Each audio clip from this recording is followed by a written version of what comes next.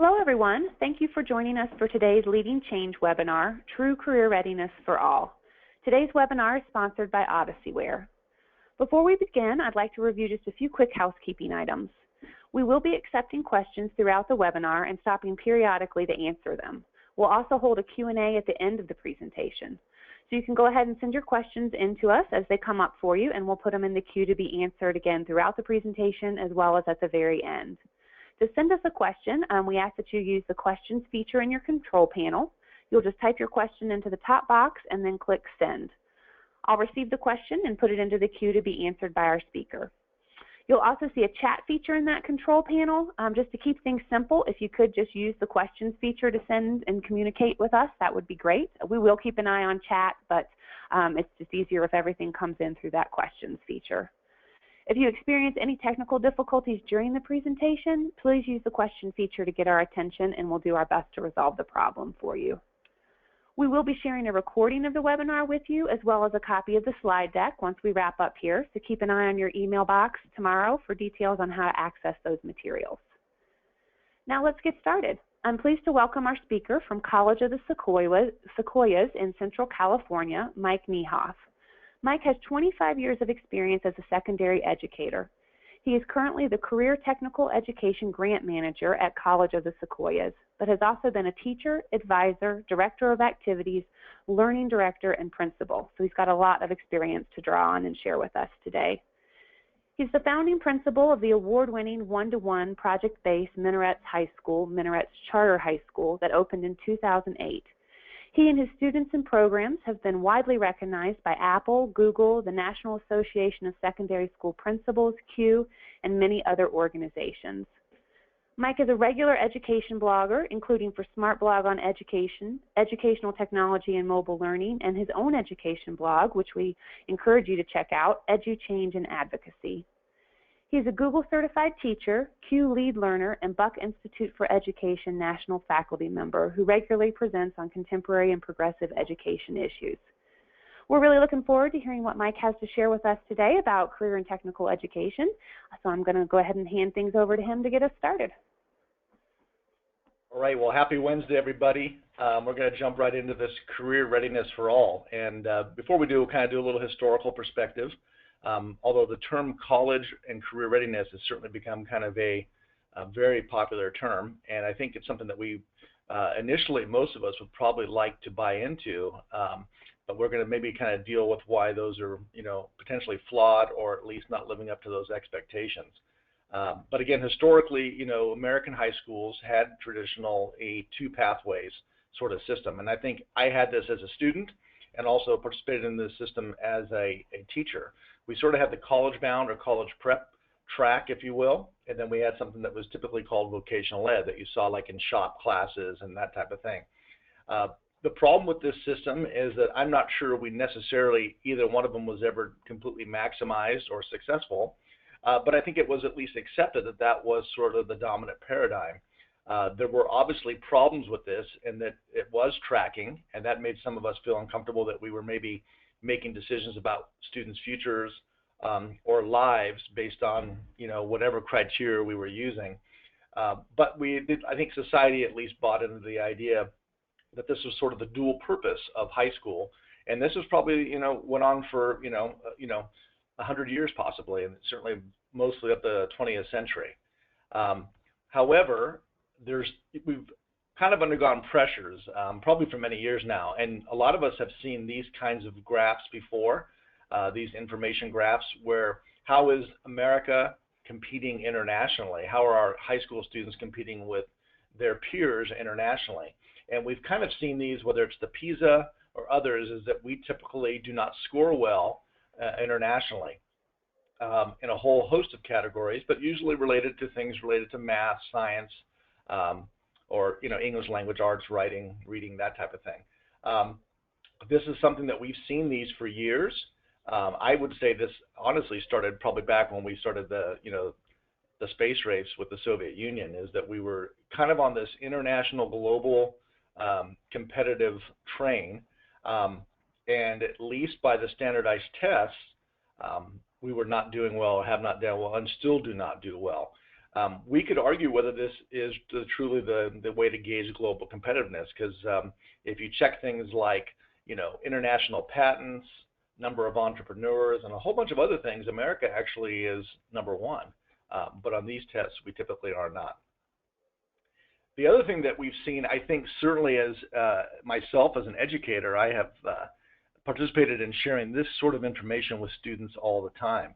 This idea that the more education you receive, the more money you make over your lifetime. Seems pretty logical, right? And seems to make sense. And I think even students buy into this idea. I think it's probably the number one reason why majority of students have identified their goals as aiming towards college or higher education or university, is because they're going to make more money. They're going to get a better paying job. And educators have really bought into this hook, line, and sinker. And I think parents have too. We're going to talk about whether this is accurate or not, or whether this is still relevant or not. And it has truth, but it does not necessarily portray the entire story. And that is part of our problem. But this is certainly still a key and primary motivator that education will use all the time.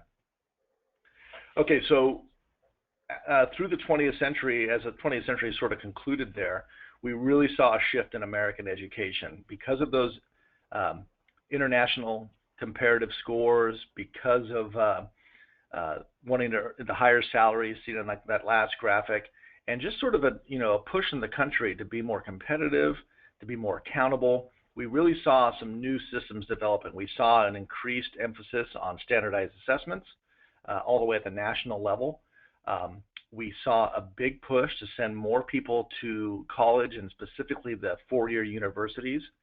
That happened. We really started seeing the vocational ed programs. That part of that was those traditionally one of those primary tracks. We really saw that sort of fading away, to the point where actually a lot of schools literally just got rid of all of their SHOP programs or their vocational ed programs. There was definitely a greater emphasis on English and math and kind of core academics, with the idea that more students, or all students, need to be prepared to go to the university. This is where they're going to make more money.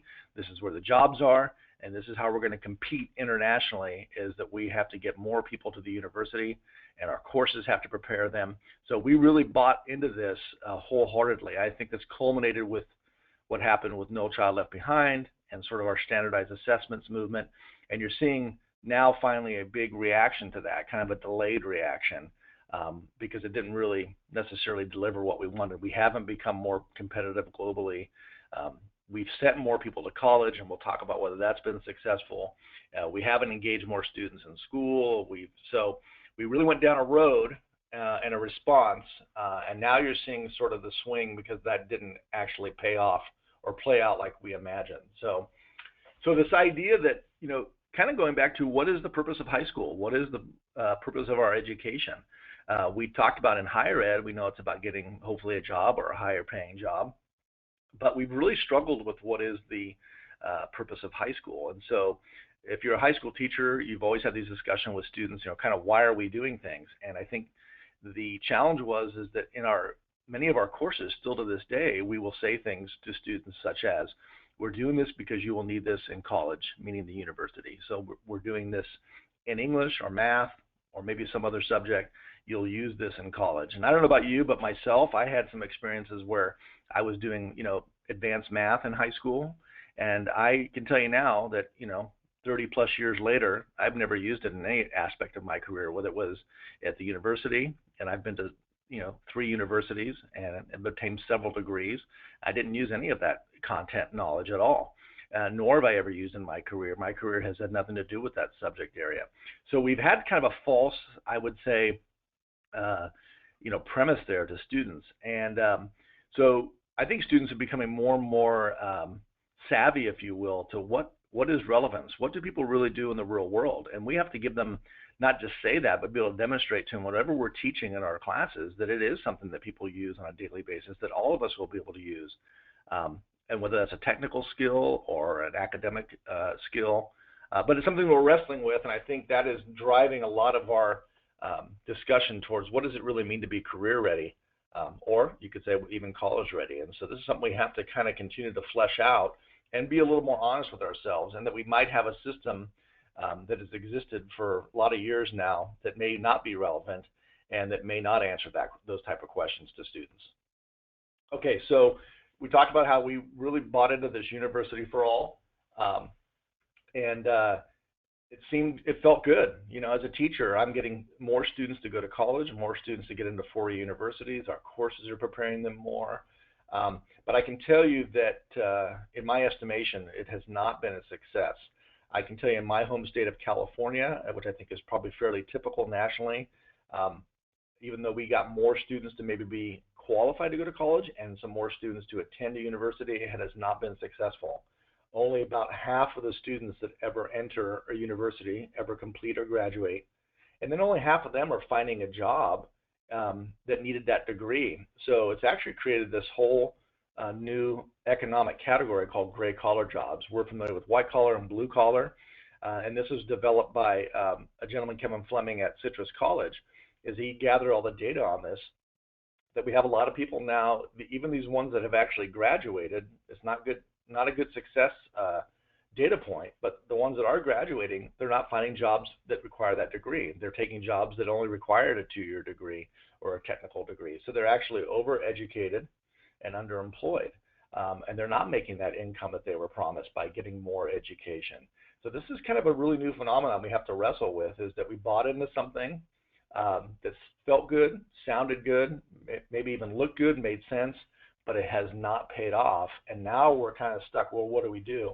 And quite honestly, if you go to most high schools today, this will still be the dominant, I'd say, message is about go to the university, go to the university. Our courses are set up that way. Our requirements are set up that way. We look to the universities to help us with our requirements and our programs and our assessments. There are exceptions, and it is changing, but this still is, we have not seen the fallout completely from this. But for those of you who might have affiliations with people that are in their early to mid-20s and have been completing university and getting a variety of degrees, talk to them about their employment possibilities and aspects, and it's not what it once was. When I went to university in the 1980s, yes, if you got a bachelor's degree, you were going to be employed. That was not a debate. Today, just getting any bachelor's degree does not lead to a specific job or career. Much more complex than that. And so one of the things is that I'm going to be referring to is this college instructor, administrator at Citrus College did this great study and a video that was produced called Success in the New Economy. And he really broke this down. And I think this is something that everybody needs to really pay attention to and take a look at, that traditionally this has always been the case, that out of any 10 jobs in America, only one of them would require an advanced degree, only 2 required a bachelor's degree, and 7 of the 10 require a 2-year technical degree. And this has always been the case, and it historically has been the case, it's the case now, and it's estimated to be the case in the future. So we created a whole system about sending more people onto the university, which again sounded good, felt good, looked good, appeared to be good, but it did not really connect to what the economic realities are. So you could argue in reality what we should have been really doing is encouraging more students to get that 2-year technical degree, because 7 of the 10 jobs are there. And again, this is tough because we don't want to discourage students from getting advanced degrees or bachelor's degree or master's degrees and so on. But we want to teach them is what career are you heading for? What jobs are you interested in? What's the expectation there? And to have those align, and I would say now there's a lot of misalignment. So we have a lot of students going on to community college and university with no career plan, no understanding of what jobs are available, what jobs they would be qualified for, what jobs they would be interested in. They're just going on to get education because that's what they've been told. So we really have to work to connect those things a lot better. So I refer to this video, and I would really highly recommend to all educators, all parents, all business folks, all leaders in our country, that if they have not watched this little less than 10-minute video called Success in the New Economy, it's phenomenal, because this gentleman has gathered all this data about what we have done in terms of our educational program and philosophy and national movement, and how it has not been connected to the economy despite all of our efforts and despite some of that data that we looked at earlier. So again, I would really highly recommend as soon as you're completing your participation in this webinar, that you watch this video. This is something that I think has really got to guide what we look at in terms of our high school programs and how we advise students and how we get them into their proper educational setting. One of the things that we got to be really careful is that when we had the University for All, we probably should have been calling it College for All, is that we do need to emphasize to high school students that they're going to need some post-secondary training. There really is not an economic situation any longer where students can graduate from high school and get a good paying job and enter a career. However, there are lots of great jobs in technical fields and that require 2-year degrees that we should be making sure they are aware of, that all that fits together. So again, highly recommend this video. Before we kind of jump into this, as we move towards the future here and kind of how we should respond, maybe accepting that we didn't respond initially the right way the first time in the last 20 years, that we have an opportunity now to respond differently to the way employment and work and the economy is actually evolving. Does anybody have any questions so far or comments? Well, we've had a couple questions which you may be addressing, but basically, and this is a big question, kind of what are your recommendations for changing the perception of CTE? We had some people ask specifically about to parents who grew up in the old paradigm, but also to educators who are having to prepare our students.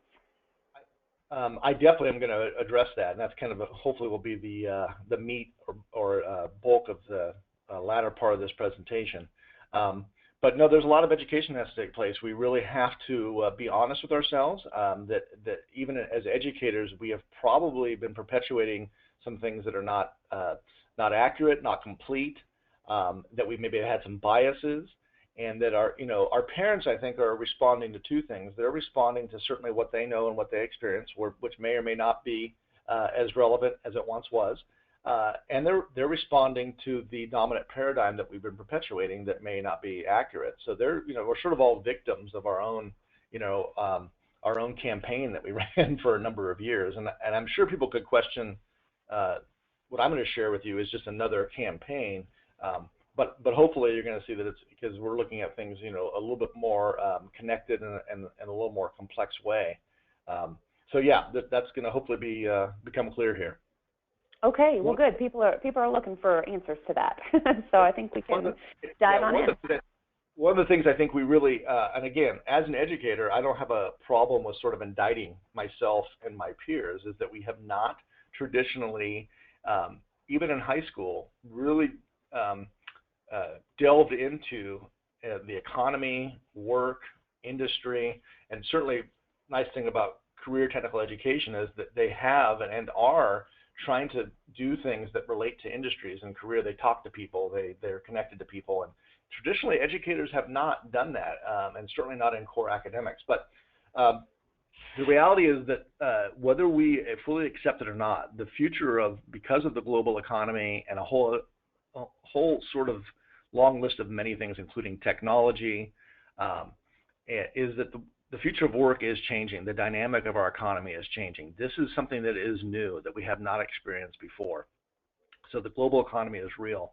And some of the things that people are writing about is that the future of work is going to be very different. So the one thing I've been reading a lot about is that this 40% of all future work will be contract work. So most of us are familiar with people that already do this, right? They're independent contractors. They have a skill set and a profession.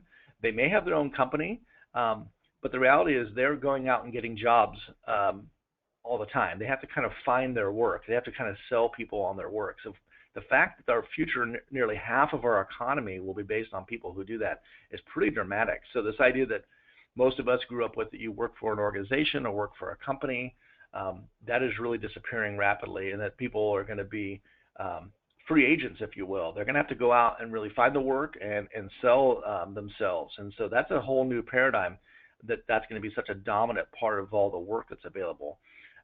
You could argue, you're seeing things like, Uber is an example of that, right? So we had taxis and taxi cab companies.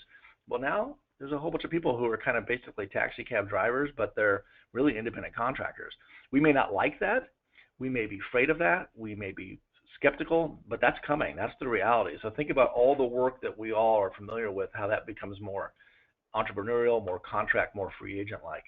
And so because of that, people are going to really have to be adaptive. So what do we, goes back to in school, what are we really training people to do? You know, the other statistic there is that, you know, the current 55-year-old, which I'm almost of that year, you know, spends 10 years on a job while the typical 25-year-old spends 3. So we know that the reality is that there's a demographic too, probably for lots of different reasons. One, the education situation, the economic situation is that, but kind of I think related to this entrepreneurial future of work thing is that people are going to spend less time on jobs. They're not going to have those long durations with one organization or one career. It's much more rapid now. So they're going to have to be prepared for that individually, but we have to address that sort of educationally, right? What skills do they need? How do you become adaptive? How do we all have that entrepreneurial sort of skill set? All the soft skills, all the technical skills, and you're going to have lots of different jobs. You're going to maybe work in multiple different industries. And this is going to become relevant because one of the misperceptions of CTE is that we're training students for a career, and that's not the case. Okay, the other thing we have to look at is that related to this world of work is that this is really having a dramatic impact on kind of the skill set thing. So, matter of fact, I just was having a discussion. Somebody was sharing with me that, you know, there's a movement out there right now that how important cursive is. You know, that we should be teaching, you know, cursive in school, and that students don't know how to, you know, write in cursive. And I threw back at him that I don't see that on the Fortune 500 list as a skill. So what you're seeing is again a shift. Historically, there was a big emphasis on sort of like the academic skills, that writing, computation, reading. You know, so you could say in 1970, maybe our high school standard high school academic program was responding to industry and was relevant. But today, that's not what industry is saying. It's really focused a lot more on these soft skills. And, you know, things like problem solving, all these communication skills, and some of those traditional academic skills have moved down, you know, which might shock people, might frustrate people, might disillusion people, but this is the reality. So we are definitely in transition, we're definitely shifting, and what is our response to that? And knowing that it's going to continue to evolve, how do we really prepare students for that world? And you're seeing a lot of responses to that. Certainly, Common Core was an attempt to respond to that. Any new standards and assessments are an attempt to respond to that. Tech integration is an attempt to respond to that. So we're trying. It's not that people aren't in this game, but we got to continue to kind of dive deeper and really look at this and really talk to industry and really study it, and then really see how we can create things that are adaptive for our students. Okay, so now you're seeing kind of this idea of vocational ed kind of reemerging, and it has been called, you know, career technical education or CTE for many years now. And I think that's probably a good thing because I think vocational ed as we knew it probably had a lot of limitations. I don't know if it was really very connected to industry. I don't know if it was very connected to jobs specifically. I think we didn't even necessarily have it connected to technology or current technology. I think we had a lot of watered down vocational ed programs, and I'll be honest, I think a lot of it was not the school's priorities, and we did a lot of things where we just tracked students and there was some dumping ground type mentality going on. Doesn't mean there weren't good programs in certain places, but what we're seeing now with career technical education is really a whole new model, and this idea that we really are focusing on skills, including academic skills, but it's kind of these global skills that we need. And this idea that we really are connected to industry and work, so that we have, regardless of what program or course, is that it ties directly to things that are happening in the world and that are happening in the industry. So there's a relevancy, there's a contemporary nature to it, there's an adaptive nature to it, and this idea that this has to include things like job shadowing and internships and work-based opportunities. And then, you know, this idea of the 4 C's. So you're going to hear a lot of employers talk about, you know, we want students, you saw that from the Fortune 500, right? We want students to be collaborative. And so, again, how do you create something where students get all of these skills and they get them in real practical ways? Probably not happening in most of our core academic classes, although there are exceptions, but hopefully happening in things like, you know, CTE or career technical ed courses. And so taking some of the old engagement, some of the old attractions, some of the old ways we would get students involved, but a whole new kind of approach in terms of the level of sophistication and context. And you're seeing all kinds of things develop. So we've been seeing for years now like these linked learning academies and linked learning pathways, and where people are developing full-blown programs, right? And linked learning is something that's become very successful and popular. It's not the only way to do CTE by any means, but the idea that you have students learning English, maybe math or science, or maybe some other courses connected to a career or pathway area. So the idea that and the real advantages of those is that students are having, they're a cohort of students, so they're taking they might be in an ag science program, and their other core academics are linking to ag science. So they're learning things in a context. And there's really a lot of powerful things that happen there, and we'll talk about that. And the idea that, there's this work-based movement, so that if you're really talking about getting students career ready, how are we exposing them to the world? If they never leave campus, that's probably not getting them ready for careers or for the real world. If they never interact with professionals, that's not probably getting them ready for the real world. If they never communicate with or present to adults outside of school, that's probably not getting them ready. If they're not using current equipment and current technology, then that's not getting them ready. So that idea. And in this kind of comeback is that we're seeing some early success with students that are having these different experiences, having higher graduation rates, actually entering college more. So despite this thing that before we were kind of doing this big university push, didn't really pay off in any way. We weren't getting that many more students there. Students that are taking CTE courses are actually continuing their education at a higher rate, and they're completing at a higher rate. So they're graduating, they're finishing degrees, so they actually have a higher post-secondary completion rate, and they're coming away with, I would say, discrete skills that can be identified, by employers or, educators, et cetera. So why is CTE successful? And I think some of it is obvious, and maybe some of it less so, is that first of all, more so than ever before, I think students are looking to be engaged. I think some of our traditional academic programs have just further and further kind of removed themselves from what's happening in the world, whether it's technology or solving problems or so on. And so you're seeing people look to more project-based type things, and CTE is certainly part of that, to just engage students, right? Because if you don't have students interested in what you're doing or coming to your class and participating, we're kind of spinning our wheels. And so this idea that it works because we're getting people involved. We're getting students involved in their own learning, and anytime you do that, you're going to have more success. The other thing I talk a lot about is the power of the cohort, is that we've known for years that human beings perform better when they belong to something, when they're part of a team, part of a group, and they have an opportunity to get to know each other over time and get to know the people they work with. And so what's nice about a lot of CTE pathways and programs is students take multiple courses over time that are potentially connected to one another in a variety of ways. But the reality is their peer group becomes a cohort, and they work with a cohort of adults, and that's extremely powerful. That's not something that all high school students have today. They go through 4 years of high school, and they haven't really connected to a cohort of peers or a cohort of adults. And those two things alone are probably the most impactful things, and CTE does that. The other thing is this idea that I'm getting tangible experience. So we live in a world now where students need to be able to articulate their skills. It's not just saying, I passed a test or an assessment. What can you do? What can you demonstrate? What can you show? What can you prove, if you will? And CTE allows students to have that opportunity to practice and get skills and be able to demonstrate those skills. And then the other thing I kind of touched upon in the cohort thing is the mentoring.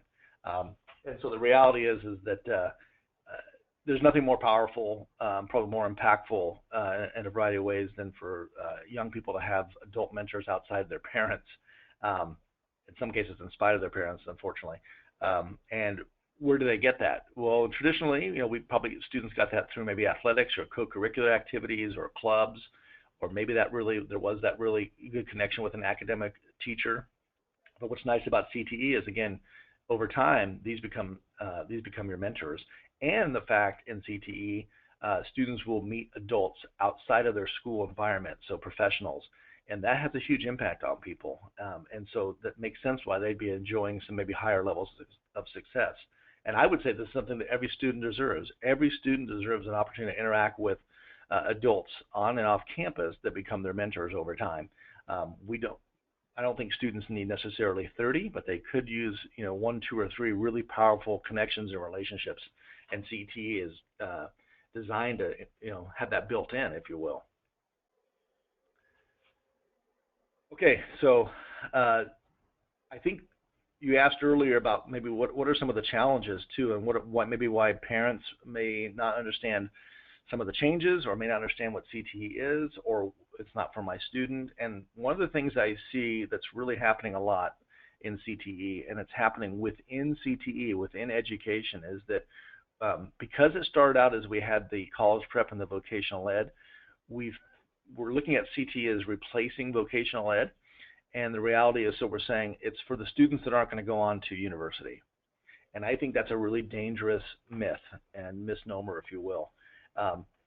Some of that is rooted in good intentions, that there are kids that aren't engaged, or that maybe we see as not being successful, and we want to find something for them. So it's not a bad motivation. I applaud educators and others who are looking and they see students that are not successful, not engaged, and say, hey, this would be for them. And there's no doubt that is true. The problem with that is to say that the university-bound student wouldn't benefit from these experiences. So, for example, if I'm a university-bound student, I wouldn't benefit from meeting professionals.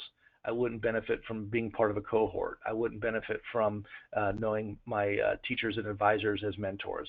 I wouldn't benefit from some of the technical skills. I wouldn't benefit from some of the career exploration or internships or job shadowing. So right now, those kind of live as a disconnect. And so we have to somehow get over this hump that there's CTE is for the other kids, hence CTE for all, right? And the other misnomer I want to talk about is that committing to a career pathway, and the idea that a lot of parents, and I think students, and maybe even some educators think, if I join one of these CTE classes or pathways, academies, I'm committing to a lifetime career, and that is just not the case. It is a way to engage. It's a way to get some experience. The chances are students are going to change their careers while in high school and after high school, as we all know. Most adults are changing their careers right throughout their lifetime. So when we get involved in a career pathway or a CTE program or a class, we're not committing to anything for a lifetime. What we are doing is committing to something short term that's going to give us some skills and some experiences and some connections that we wouldn't have otherwise, that will take us somewhere, that will guide us. It might allow us to explore a career, it might allow us to eliminate a career, it might become a career that we continue. But it really starts creating that path of exploration and that path of determination. So we have to get rid of the idea that it's not only for the other kids, and that I'm choosing a career pathway for a lifetime. So when I join this program, I'm only going to work in this industry, and I'm stuck for my high school career or my post-secondary career. That's not the case, right? We have to look at it as a means to an end. It's a way to get skills and experiences that I wouldn't get otherwise. And I'll even say in some cases it may not matter which CTE program you're in. You pick something and do something because it's going to be real and relevant, and it'll lead to something. So that real quickly, I was at a school in Las Vegas in November doing some work there, and Las Vegas has 7 of these career tech academies, but I was really impressed with the experience the kids were having. I happen to have a culinary program, and it kind of led to that larger discussion I just had, is that I saw kids arriving at school at 7 a.m. excited about their work. They still take English and math and all their core classes, but they're in this culinary program. And I was impressed just with the way they worked, the way they interacted with their adults, the way they interacted with the community. I was a guest there, and the way they interacted with me. But one of my colleagues said, well, that's great, but are all those students going to work in the culinary field? And I said, I don't think that's the goal. I think it's to give them an experience, to have their high school experience be more enriched, and that's going to allow them to, most of them probably will pursue a career in culinary, nor should they necessarily. But they're having a better high school experience and a more engaged high school experience and getting all these skills. So it goes back to that earlier argument. So, okay, so going forward, what's our challenge that we talked about? if you buy into or accept the things that I've been discussing, is don't we need to do a better job of kind of getting our kids, career ready, right? And that a lot of our traditional programs just aren't going to do that. One of the things I've been advocating for is that I think most adults, I would hope, might suggest that I'm not sure there's a larger pursuit you have your whole life than your career. It is a lifelong pursuit. Most of us are continually perfecting our careers and checking out opportunities, right? So I don't know if there's something that's more important to study or to learn about, and we'll talk about that. Traditionally, we don't really spend much time on that in high school, right? And so, if it's the most important journey of our life and pursuit of our life, we need to devote a lot more time to that pursuit, starting as early as possible. The second thing is that the CTE academies and pathways are great, but they really only have about 10 or 20% of our high school students involved. So we have to do something besides just saying, well, there's those kids in CTE and they're having their experience, and then there's our other kids in the university-bound program and they're having their experience. We got to do, I think those university-bound students, or all students, need to gather these experiences and skills. So we got a lot of work to do. And how are we going to do that? Well, we got to start looking, having these discussions and studying this. If the average college student changes their major 3 times, maybe we should be looking at that. Well, how can we improve that? Well, maybe in high school is the chance you get a chance to explore majors and careers and be learning about that. I think what we've done is we've let people go through 4 years of high school without any real serious exploration or experience, and then we've unleashed them on a college. And of course, how would they know what they're going to do? So this CTE for all mentality, or career readiness, would, I think, help students by the time they get to college, regardless of what they're doing or what level or what career interest, be more focused, right? They'll have eliminated some things. They'll have a better idea of what they want to do. Doesn't mean they still won't change, because that's the nature of the beast. And then they're going to have some skills too that I think are going to benefit them along the way. Okay, so what have we done in high school? I've worked in 6 different high schools, and we've tried lots of things. But traditionally, we have a counselor, and counselors are focused primarily on academic counseling and focused primarily on getting students to college and the university.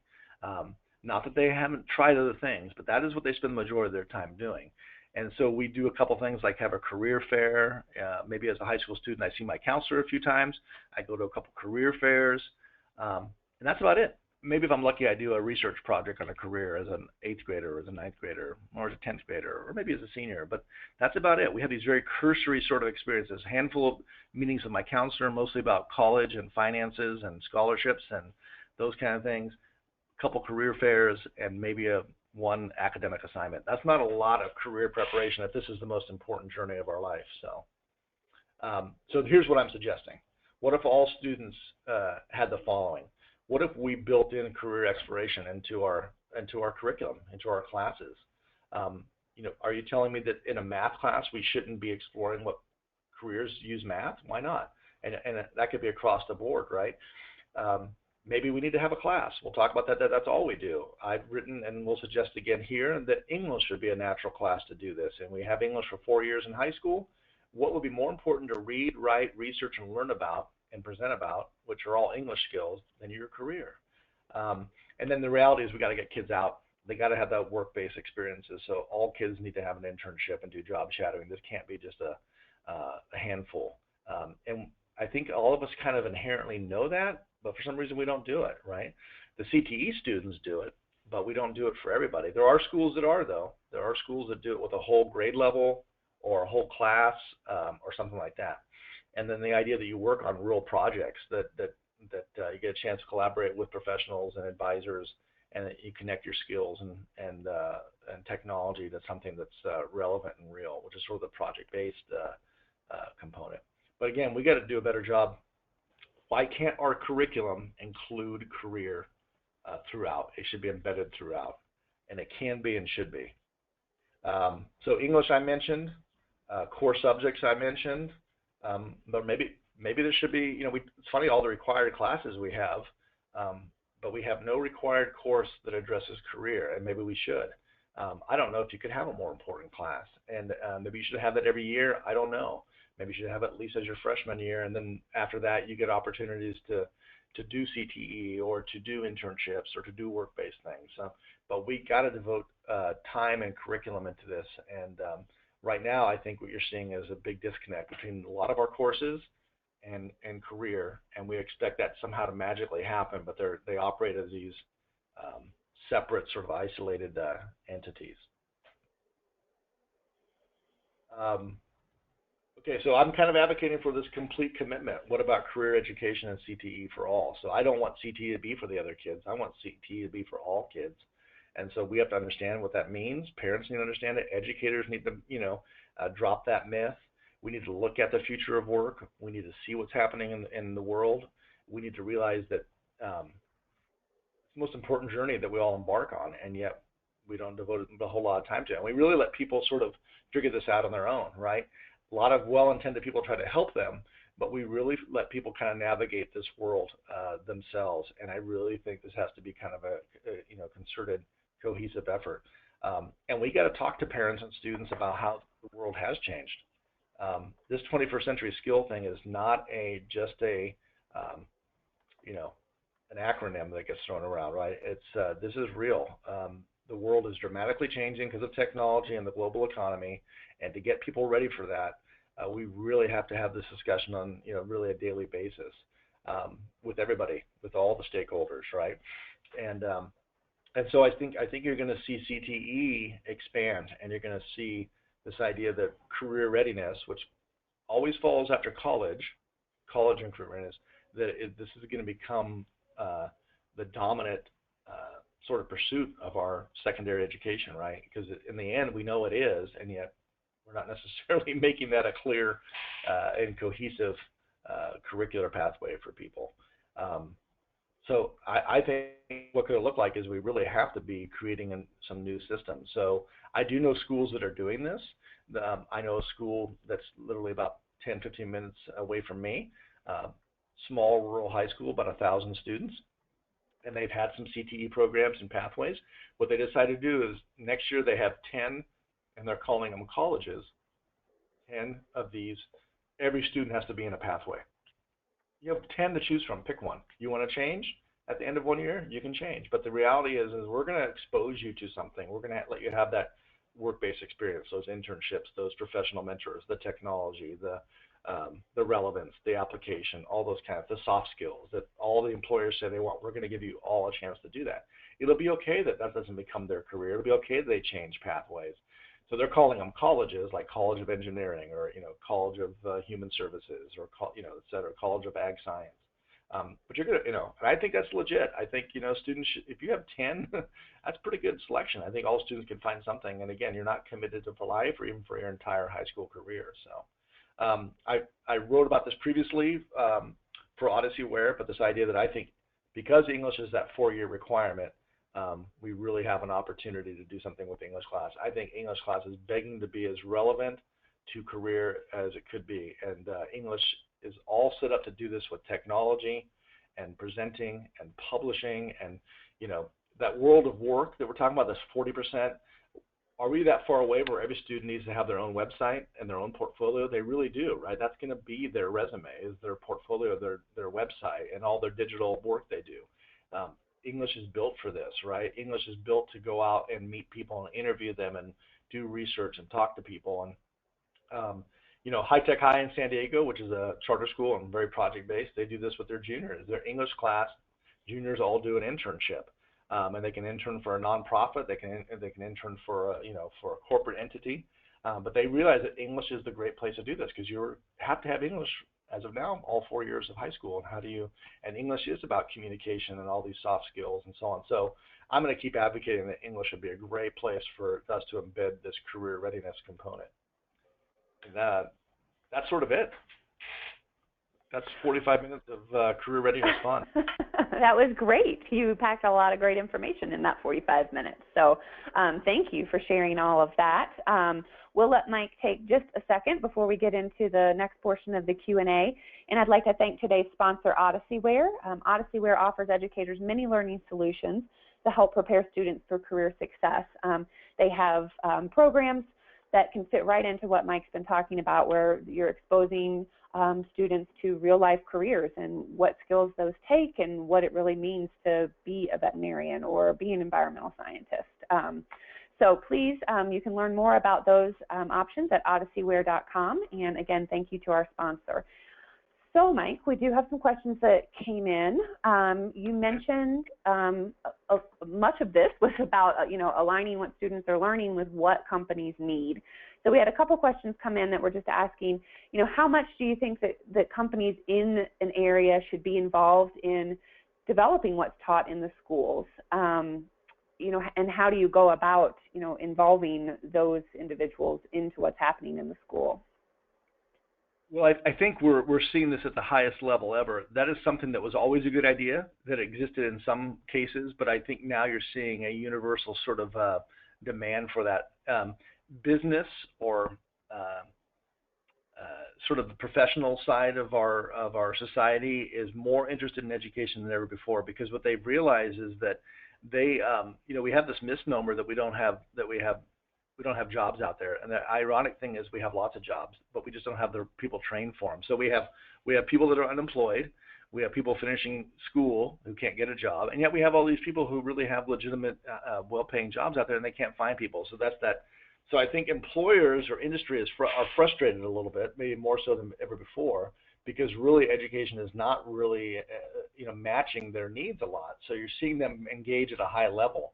But I think you can't have enough. I think there's so many great advantages to having industry connected to your school. They are going to be advocates for you. They are going to be sponsors for you. They're going to be partners for you. It'll start with them advising you, like on a program. Hey, this is the equipment you need. These are the standards that we have in our industry. These are some of the skills that we really continually need to hone in on. But it'll start there, and it'll evolve. And schools that are doing this already realize this, right? So they become partners of yours. They really are the same people that are going to give you those internships or those work-based experiences. They're the same companies that are going to come and sponsor a student or scholarship a student to, a specific training or a specific program. So because they realize they have to kind of help create their future employees too. This can't be something, probably out of frustration a little bit. They know they can't leave that to the schools by themselves. This is not going to happen automatically or magically. They have to be in because they have the expertise, they have the need, and they really have to kind of help the schools, I would say, kind of create their future employees, and they have a vested interest in doing that. So, it's going to be something that for some schools or educators, it's going to be new. For some that they've been doing this, but they're going to have to engage their local and regional employers and industries. They're going to have to invite them. They're going to have to, have discussions with them. They're going to have to make them part of the school community. And I got to tell you, I think they're dying to do it. And anyone that's in their industry for the long term realizes they have to be involved because this is where their future is coming from as well. And they're also realize that kids need these experiences and these skills, and they got to be. So most of them are really anxious to do it. A lot of them are just waiting to be invited, and I think a lot of it is just in education. Traditionally, we've operated a lot in many cases in these silos or kind of insular, and we have to really become connected to our community. And what's a bigger part of any community than your local industries and business partners, right? So I hope that answers that. So. Yeah, I think that was a great answer, and I think you're right on that. A lot of times companies are just waiting to be asked, so it's a matter of getting a program together and asking them to participate. I'm a big believer in project-based learning, and one of the components there is that students have to do public work. They have to do work that's real and that solves real problems. Well, in doing that, you need those people that students will step up the more people that are watching. And the more that's on the line, the more we can make it real for students. Hey, there's professionals watching, there's professionals that are checking you out. Because one of the things that's happened traditionally in school is that's been very much a disconnect. I'm only doing this for my teacher. I'm doing this for a grade. I'm doing this for points. We have to create an environment, I think, where I'm doing this because it matters. This is real. This is your life. We have to create a little bit of urgency there and a little bit of motivation there. Well, the more adults that are watching, that are especially probably not your teacher or your parents, but that are professionals, and there's mentoring going on there simultaneously, so it's a big deal. Yeah, absolutely. So what age do you think students should start talking about careers? Is this something, after elementary school or right away? That's a great question. I'm not sure there's a magic age. I mean, I'm advocating that if we're not doing it in high school, I think we're almost being criminal there. And when I say in high school, I mean at a new level that we have that we're not doing, globally yet, but throughout. But I mean, I do know students that and educators that are doing this in middle school and even in elementary school. I think it's funny because I think when we were, I think when I was in first grade, I did some sort of like, your first report was like, what do you want to be when you grow up, or something, right? And then and of course, when you're, it's fun and cute when you're in first grade, and it's going to change, but it's, it's a legitimate question to ask, right? But then it kind of goes away for years. Like it's like then we didn't talk about it again until I don't know when.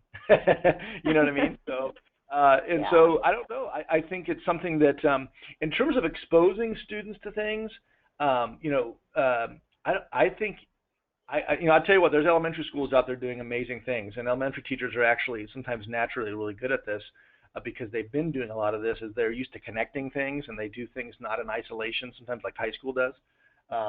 And so I think bringing guests in, bringing why did we used to go on field trips? Because we see the real world and we meet people that outside of our school environment, right? Well, that's still legitimate, right?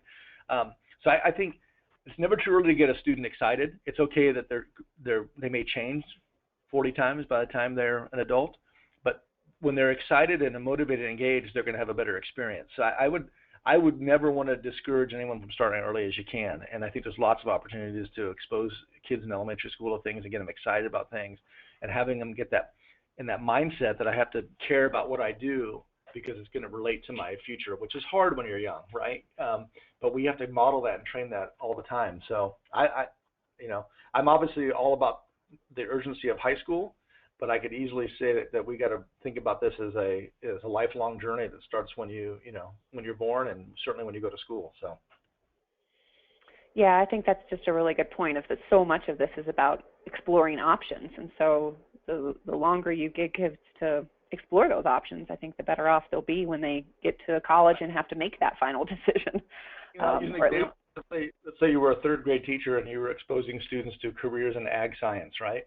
Someone might want to argue, well, most of these kids aren't going to go into ag. No, most of them won't. But the fact that that pursuit and that experience will inform them to start looking at other things. It'll lead somewhere, right? But if we never start doing something, it never leads to anything, right? So we can't avoid things because we're not sure this is what somebody wants to do, right? We got to expose them to it, give them opportunities.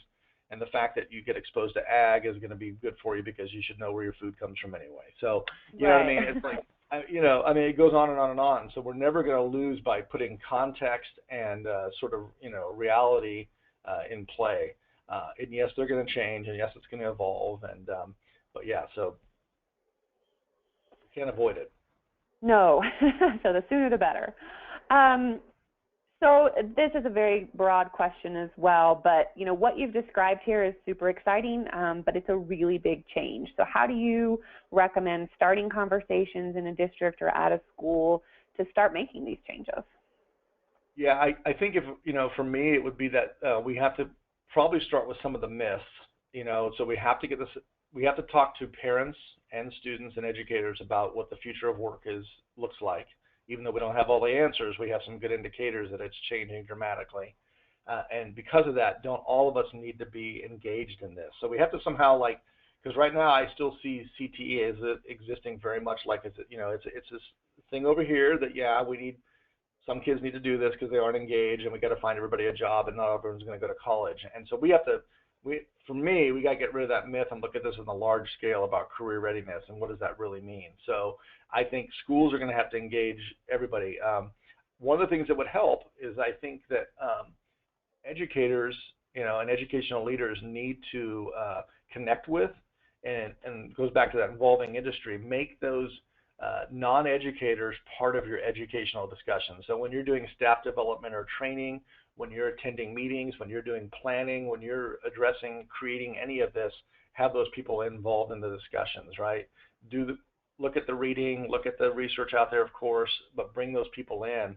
And I think, so don't start anything in isolation, I guess is what I would say, and bring those people in. So, but it's going to take some bold leadership for sure. It's going to take people to dispel some of these myths, I think, and really somehow, I guess, get all of us to agree that pursuing our career is the or one of the most important journeys that we will embark in our lifetime, and how much time should we devote to that? And and hopefully get to arrive at this conclusion a lot more than we're doing now. And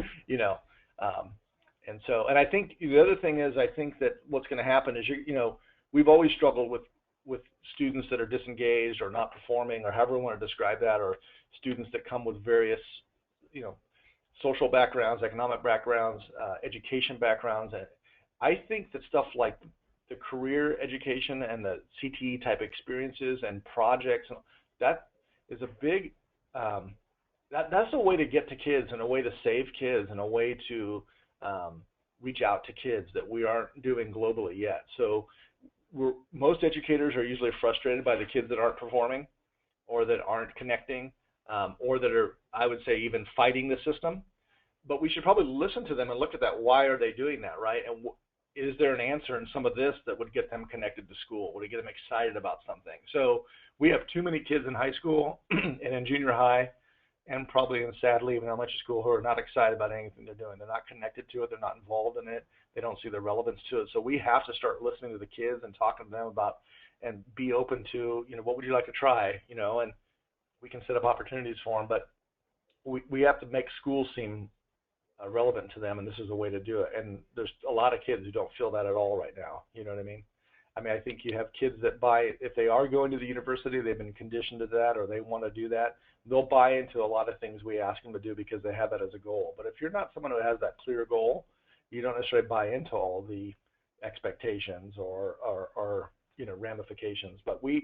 So I think we got to talk to kids, and we got to look why are people not being successful, and why are people not engaged, and have that, and then look at this as a means to a lot of ends for a lot of different people. So yeah, and I think that point about relevance is so important. It needs to be relevant to the student as well as to, as we've talked about, their future employers. So we need to marry those two things. And I think we have a lot of work to do with the students and the parents and educators who are very caught up in the university-bound avenue, if you will, that we may not be giving those kids all the things they need. Because I have a senior in high school. My daughter is going to a four-year university next year, and like most dads, I think she's a wonderful kid, and she is. But she has not had experiences in school that inform her about her future. It's just that simple. She's gone to classes. She's a decent student. She's a good kid. She has not had experiences that inform her about the future of work and the world. And to some degree, that's on me and all of us, right? So we have to get to this idea that you don't just go to college or go to the university and it magically works out, because it's not, right? And by the way, it didn't come up, but how expensive is university and college is? We know this, and it's anticipated that's not going to get better.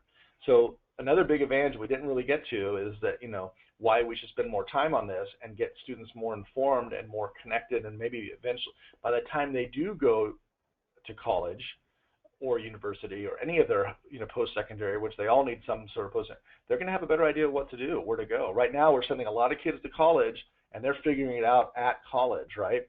So that's why kids are going to school for 4, 5, 6, 7, 8 years, because they're just constantly, I don't know what I want to do. I don't know what I want to do. I don't know what I want to be. And I don't blame them for that. That is, we have not done a job of educating them for that. And now they're spending a lot of money and time to try to figure that out. And I'm not sure we'll ever completely solve that, but we have to address that. Does that make sense? Yeah, I think those are excellent points, and really making sure, which is the intent of secondary school, of high school, of all school, is to get you ready for that next stage of life. So changing that mindset of, here's the skills you really need to have before you either go to college or career. And high school is a place to learn them. Right. If not earlier. There's lots of different ways to do this, but we got to address that. Yeah. Yeah. Well, unfortunately, we have run out of time, but thank you again, Mike, for sharing all of this information with us and for pointing folks to those videos as well as the blogs. So keep an eye out, everyone, for a link to the slide deck as well as this recording. You should be getting that tomorrow. You'll also be able to find those materials on the OdysseyWare website. Also, just want to invite you to join us on May 11th. We'll once again be talking about CTE with curriculum consultant Joan Badger. She'll be doing a webinar on innovative college and career readiness technology integrations. So moving us a bit from the theory and the ideas that Mike has presented into a little more of the technical applications of all of this. So please go to odysseyware.com to find information about that webinar and to register. Thanks again, everyone, and another great big thank you to Mike for joining us today. Have a great afternoon.